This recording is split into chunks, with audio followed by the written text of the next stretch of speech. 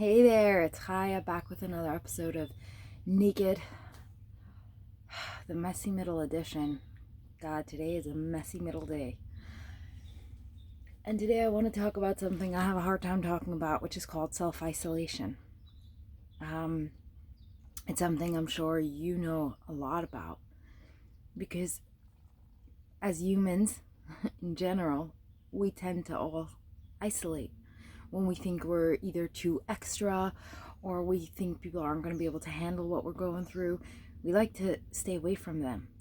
And sometimes we will share and give a window into who we are and what's going on. And then another human, another person that, especially someone you care about, will not necessarily handle it in the best of ways, which is okay and happens. And that can prompt an even stronger level of isolation. I like to call that disconnecting. When I isolate, I like to call it I disconnected because it's almost like I'm connected to someone. We're friends, we're doing well, and then I shared something and I didn't get the response I wanted, and now I disconnect, and it's like, oh, they're not my friend.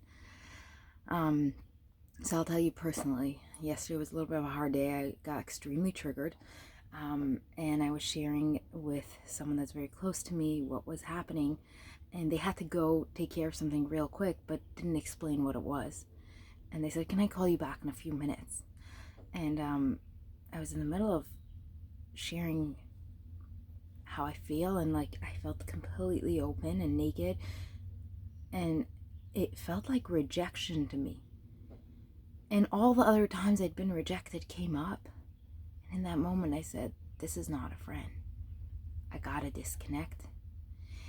What really was happening is in my amygdala, in the place where the triggers happen, this fight, flight, or freeze showed up.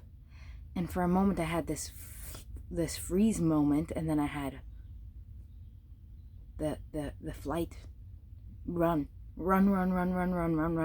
don't come back.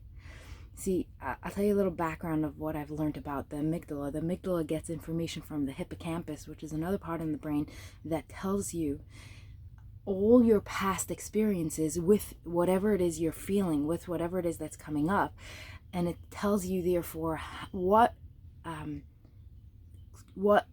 actions to take, what course of actions to take.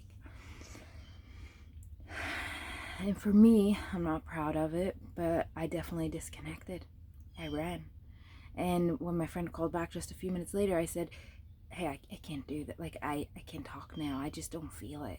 And I tried for a couple of hours back and forth to like get back to that grounded place of trusting that friend, because it's someone I do trust, but I realized I couldn't, because I kept reliving in that space of, oh my God, this friend is gonna hurt me like all the others did. And it hurts. It hurts to see that I do that. But I want to use this opportunity to share that, because these are the parts I don't like to share. I don't like to share, the parts of me that don't act the way I believe I should act, that don't align with my morals and my ethics and what I believe in. But those parts, I didn't choose them. They were created over time to protect me. Because the truth was, 3, 4, 5, 6 years ago, the guys, the girls, all the people I was around were people that I needed to run from. I really did. I needed to run from. They were not safe. They were not healthy. They were not people that actually cared about me in the slightest bit. And we're not here to blame them or get into their story, because they have their own story, and that's okay. They have their own story. But for me, it was not safe. And that part that shows up and says disconnect now, when I've created a healthy circle for myself, it actually protected me. It protected me from the guy who raped me, not going back to him. Or I should say guys who raped me. It protected me from the girls who sold out my secrets and shared it with people who then came and hurt me. It protected me from every of the abusers that I kept running from,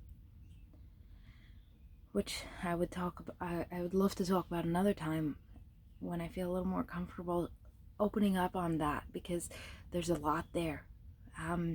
But most of all, it protected me from just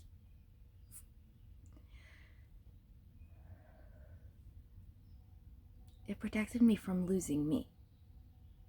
You see, all the stuff I went through, there's stuff I went through, but there's me, the core me, and that stayed the same all along because there was a part of me that knew how to disconnect. There is a part of me that can disconnect at any given moment, and it's the greatest power and the greatest gift I ever got, because to go through what I did and not disconnect, I would still be stuck. I would not be able to get out, ever. I'd be running the same loop again and again and again. And I did for a while, because as much as I disconnected from the people that hurt me, I couldn't disconnect from the whole cycle that was going on, because I didn't understand what was happening. I didn't understand where it stemmed from. I didn't understand my childhood. I didn't understand the abuse I'd been through, and understand the effect it was having on me today, and how prone I was to abuse because of it. And now that I've taken a really good look at my past and my childhood and everything that's going on, I may not always understand what's happening, but I know that I'm a victim. I'm not a victim. I'm a trauma survivor. I'm a trauma survivor. And I know that because of that, I have trauma reactions and trauma responses to many different situations. And that the situation can seem so real. It can seem like, oh my God, this person's going to hurt me. Have you ever had that feeling? Oh my God, this person's going to hurt me. I need to leave. I need to run. I need to, whatever it is the end of that sentence is. It's real because of your past. But I'm here to tell you, instead of hating the part of you that does stuff differently than what you would want, the part of you that maybe runs when you want to stay, when the guy's actually safe, when the girl's actually safe, when the friend's actually your friend, when you have everything set up and it's good, that part of you that wants to run, don't hate it. It's the same part of you that saved you. It's the same part of you that made sure that everything you went through, you brought you with. That's the part. I want to honor that part of me. I don't need you anymore today. But thank you. Thank you for protecting me. Thank you for holding the thing that I hold dearest to me, my core, my essence, and protecting it through everything that I've been through.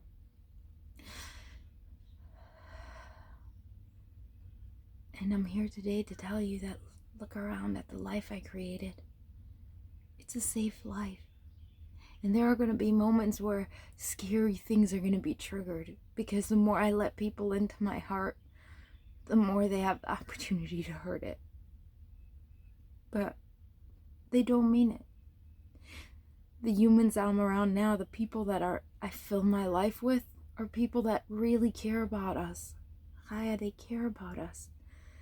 They want us to be happy. Genuinely want us to be happy. The way I want my closest friends to be happy. The way I want others to be happy. And sometimes it's going to be triggering, and sometimes it's going to be really hard. It's going to be hard to come out of the past. It's going to be hard to believe that it's not going to happen again. But I'm here to remind you that it's not the past. It won't be the same. It's going to be different. I'm here to hold your heart. I'm the one that will make sure that when it breaks, you know that I'm here. You know that it's okay. That I will put the pieces back together. That we will not have to. We will not have to run and hide anymore. We can be ourselves and it'll be okay. I do need you to step aside a bit. We don't need that kind of protection anymore. It hurts. I don't want to disconnect from people who are good because of the pain of the past. So, I'm here today to remind you that we live in a different world. And I'm here today to remind you, I don't know where you're up to in your journey, but You have some sort of similar part too that tries to protect you, that can easily cut people out, or whatever it is that your method is for dealing with people that aren't good. But I want to remind you that the good people, the ones you do like, they will trigger the heck out of you and they will press that same button. But the difference is that if you open your heart and you hold it properly, they will come back and they will hug you. They will say, I'm sorry. You're right, I'm human and I messed up.